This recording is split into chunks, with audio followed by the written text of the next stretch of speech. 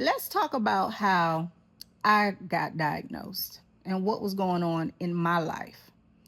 I'm gonna give you a little backstory, okay? You see the cakes, you see me baking, you see me acting a fool, but I rarely come on and I really tell my story. So here we go. I get asked these questions all the time, so I got them down here, right here, and I'm going to, in hopes, explain to you my story and explain to you what happened to me. Okay. So let me just get this real quick. All right, here we go. Questions. The first question: what was the breaking point for me? Or was there a symptom that finally made me go get tested? So essentially, what made me go get tested? What essentially made me go get tested was my mom passed February 24th of 2024. 6 days later, my grandmother passed March 6th, 2024. I was the first child. I was the first daughter. I was the first granddaughter. Okay. So I grew up with my mom, and I had a very close relationship with my grandmother. At that point, my life went to shits. Okay. What I say went to shits was there was a time where I had to kind of figure out who I was going to grieve first.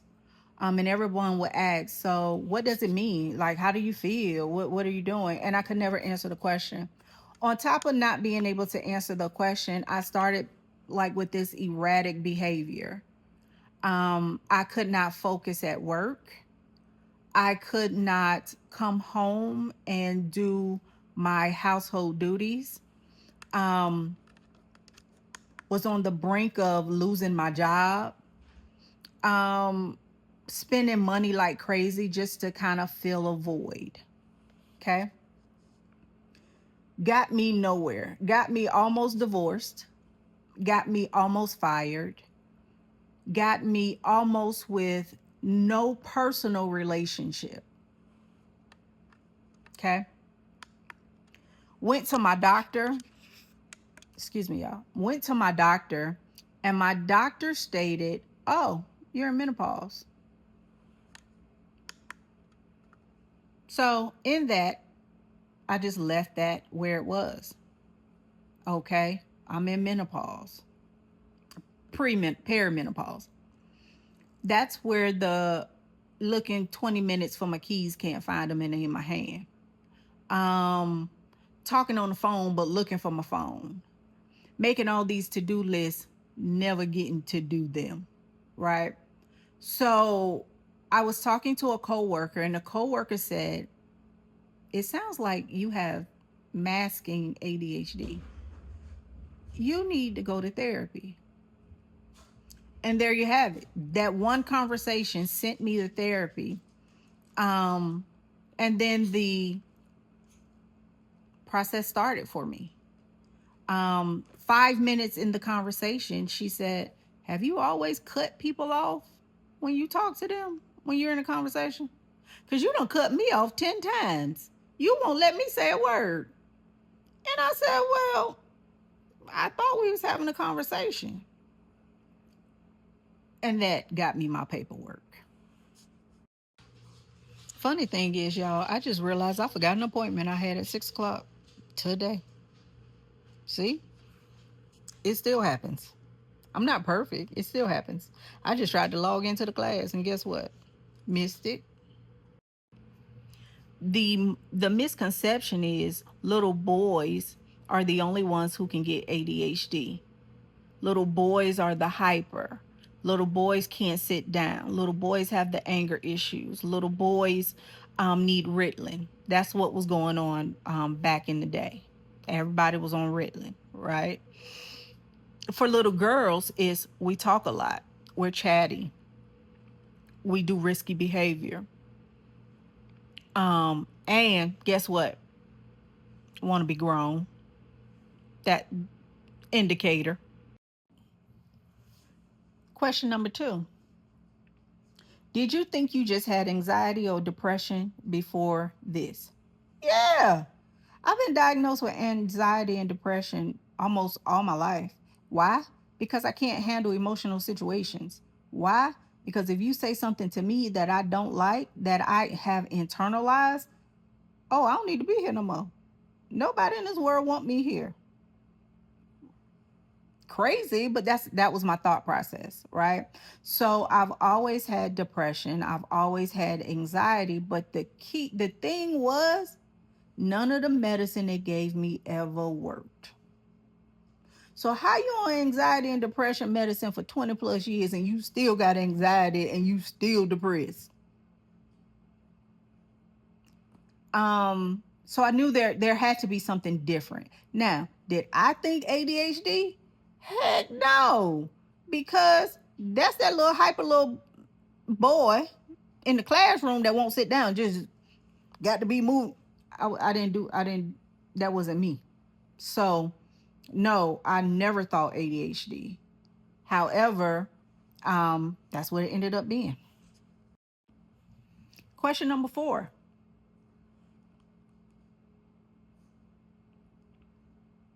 How did you actually go about getting a diagnosis as an adult?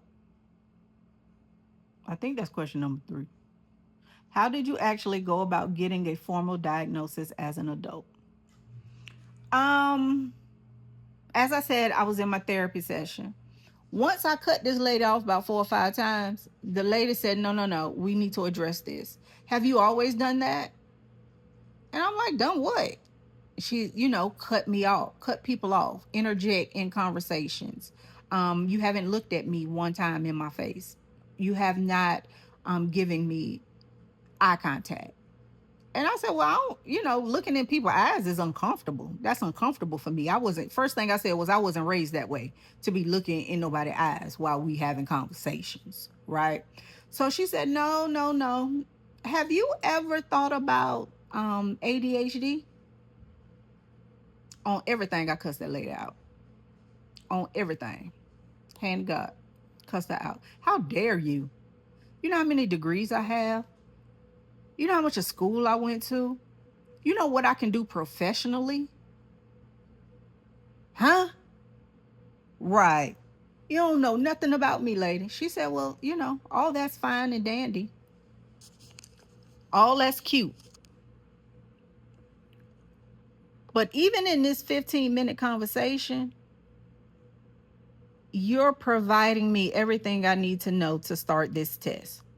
Do you mind if I reach out to some people in your circle, in your life, to kind of get them to talk to me about your behavior, some of your decision making, some of the things that you do? I said, lady, you can go do whatever it is that you feel you need to do, but everybody gonna tell you I am the she. Okay? I ain't got no ADHD. The hell? I got anxiety and depression, and you making me depressed and raising up my anxiety, but I ain't got no ADHD. So what they did was they sent my family members, people in my circle, that have known me long enough, right?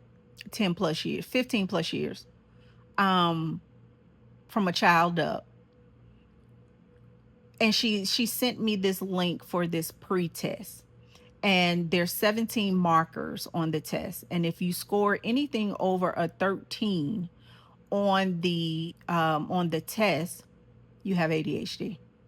So before she can get any of my paperwork in, baby, I had scored 16 of the 17. That's how I got diagnosed. Next question. I ain't even gonna number them now because I done got lost in the numbers. So I don't know if I'm on number 2, number 3, number 4. But this the next question. What did you look like as a child? What did you look like as a child? Were you a hyperactive child? No, I wasn't hyperactive. I excelled in school. My issue was I talked back a little bit. I always did what the person told me not to do. I always wanted to be around grown up conversations. I always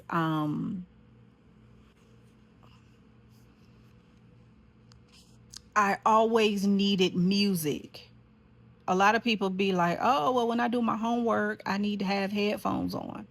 I always needed something playing in my background to do work. I've always been a procrastinator.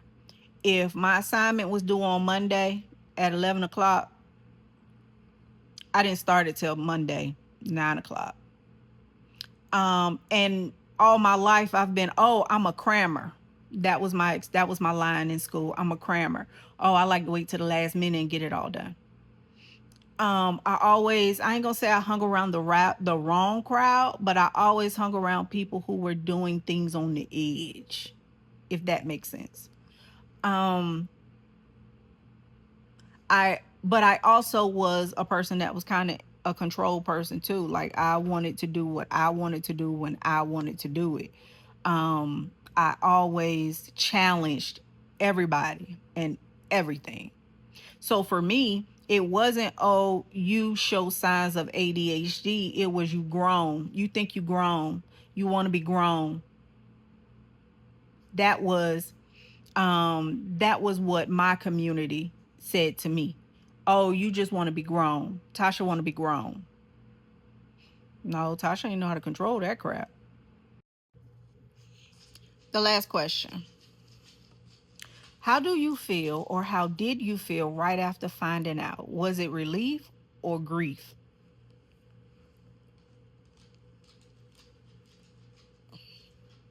Let me say this without telling too much of my business, because as Tabitha Brown say, it's my business. Let me just run you through it real quick.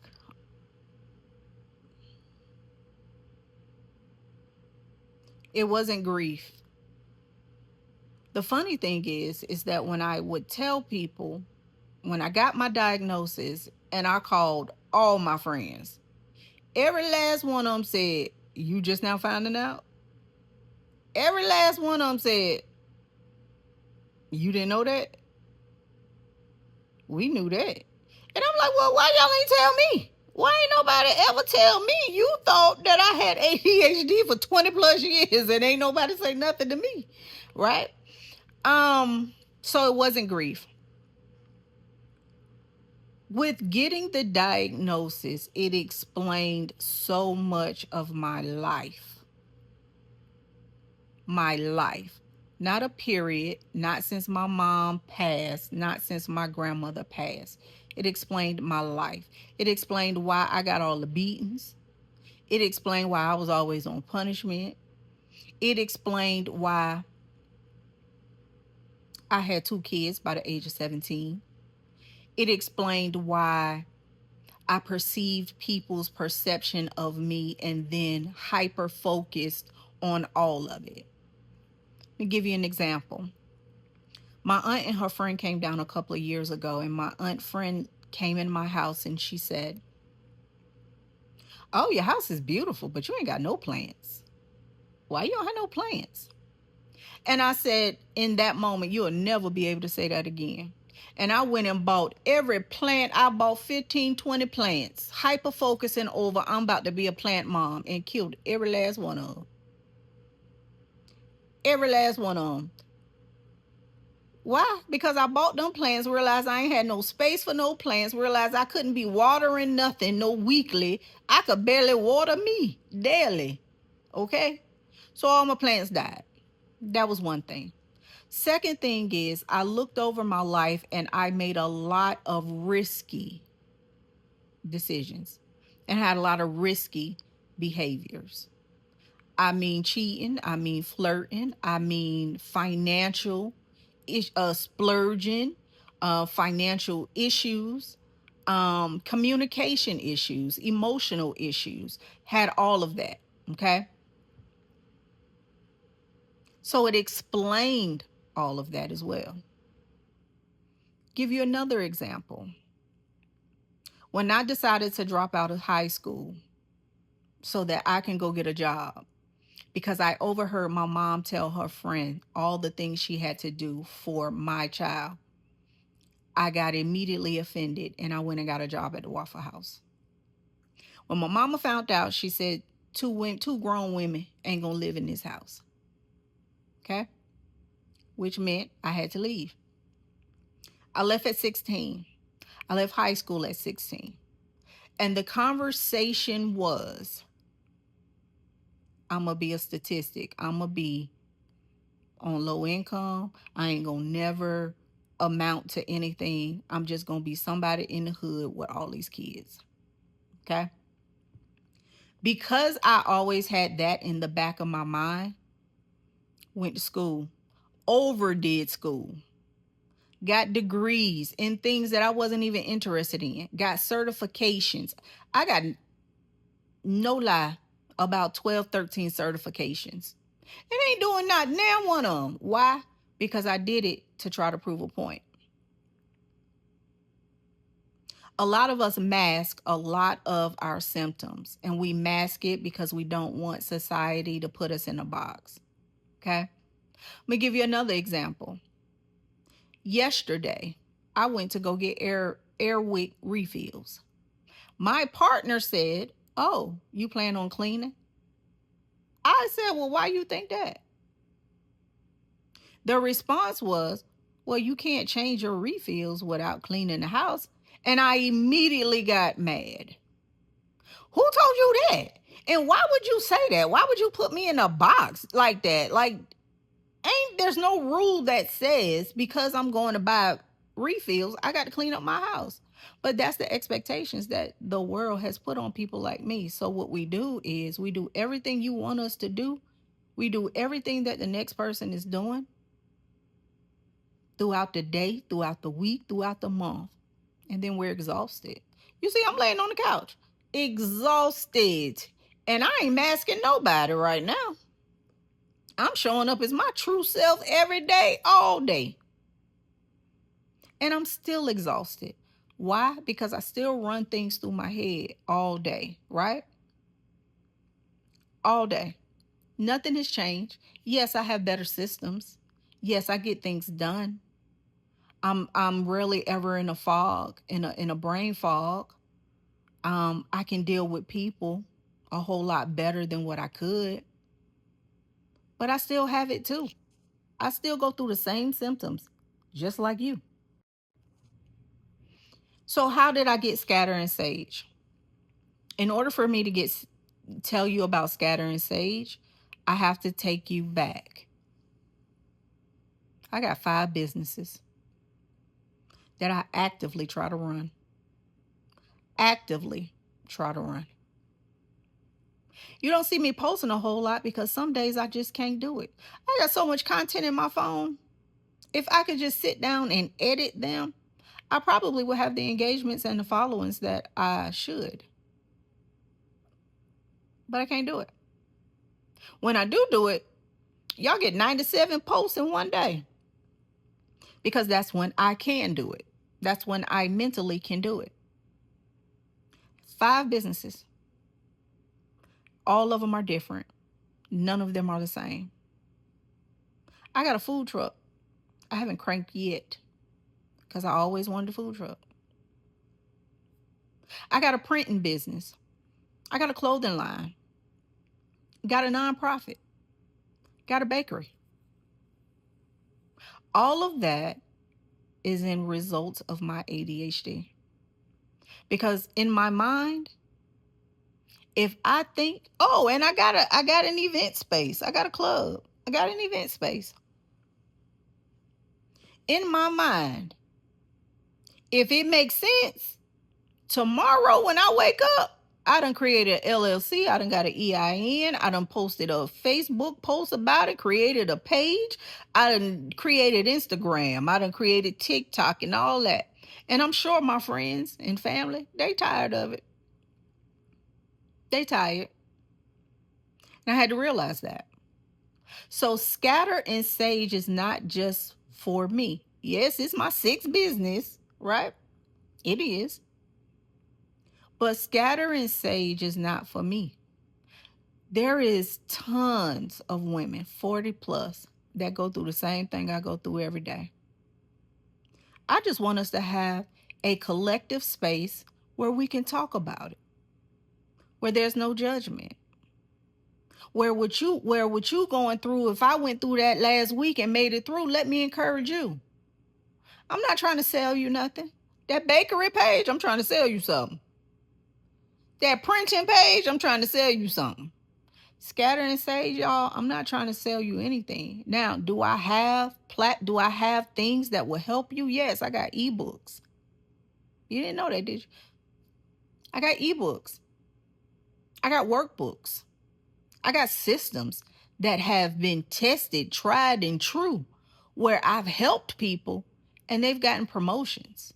I've helped people and they were able to declutter their house. So it's not a business for me. I need a sisterhood with like-minded women that's going to come together and say, sis, I see you. And that's what Scatter and Sage is. Scatter is for the brain. Everything going through our brain is scattered. Sage is for the wisdom of an older woman. Scatter and Sage. I need your wisdom to help me unscatter my brain. You need my wisdom to help you unscatter your brain. And that's what it's about. If you can connect with my story, I would love for you to follow my page. I would love for you to interact. I would love for you to go over to Facebook and join my Scatter and Sage Facebook group where we talk about things like this, where I post things daily to help you get through. I'm going to be doing a live class next week, Thursday, to get all this started. Go over to Facebook, like, follow my page. You can even go to YouTube, Scatter and Sage. Again, I ain't trying to sell you nothing, sis. I'm just trying to help you get through. Trying to help you